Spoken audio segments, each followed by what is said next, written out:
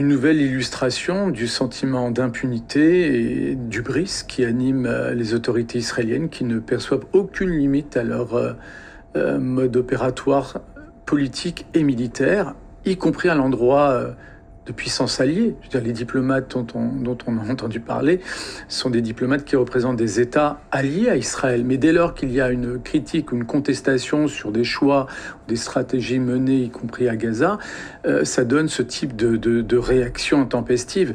Ce qui est très intéressant, c'est que ces diplomates étaient en train de constater de visu la situation à Jenin, donc en Cisjordanie.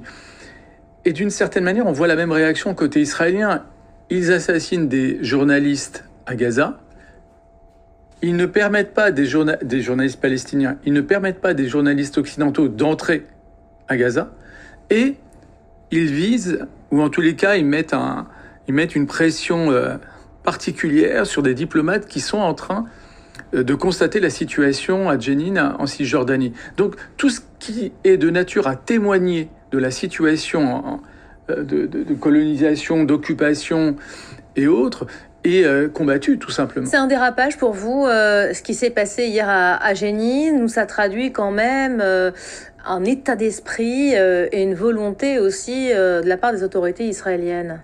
Non, je pense que c'est calculé. C'est une manière de faire la démonstration vis-à-vis des Européens qu'il n'y a aucune, enfin, qui ne craignent aucune pression de la part des Européens et que d'une certaine manière, ça ne sert à rien d'essayer de faire monter la pression vis-à-vis des autorités israéliennes qui sont totalement souveraines, en tous les cas discrétionnaires dans les décisions qu'elles prennent sur le plan militaire et politique, et que toute l'agitation du point de vue israélien, diplomatique côté européen, est vaine.